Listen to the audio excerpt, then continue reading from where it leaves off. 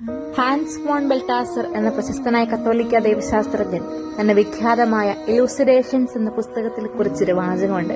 ഒരു നല്ല പുരോഹിതൻ കൃപയുടെ അത്ഭുതമാണ് എന്ന. ഓരോ പുരോഹിതനും ക്രിസ്തുവിന്റെ സ്വന്തമാണ്. അവൻ ക്രിസ്തു തന്നെയാണ് എന്ന വിയാനി പുണ്യാളന്റെ തിരുമൊഴി.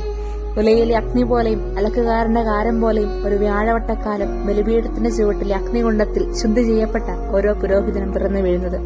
ഹേ പുരോഹിത, അങ്ങയ്ക്ക് കേൾക്കാൻ ഒരു ചെവി ഉണ്ടായിരിക്കട്ടെ, താഴാൻ ഒരു ശിരസും കരയാൻ കുറച്ച് കണ്ണുനീരും ഉണ്ടായിരിക്കട്ടെ, തലോടാൻ ഒരു കൈയും ചേർത്ത് പിടിക്കാൻ ഒരു നെഞ്ചും ഉണ്ടായിരിക്കട്ടെ, പറയാൻ നല്ല വാക്കുകളും ദൈവജനത്തിനു വേണ്ടി സഞ്ചരിക്കാൻ 2 പാദങ്ങളും സ്വർഗത്തിലേക്ക് ഉയർത്താൻ 2 കരങ്ങളും ഉണ്ടായിരിക്കട്ടെ. സങ്കടങ്ങളുടെ കുരുക്കുകൾ വലിഞ്ഞു മുറുകുമ്പോൾ ബലിപീഠം ഒരു അമ്മത്തട്ടായി മാറട്ടെ. ഈ പുണ്യമായ വിളി ധന്യമായി പൂർത്തിയാക്കാൻ ആ 33കാരൻ ജീവിതത്തിൽ തുണയായിരിക്കട്ടെ. ആമേൻ.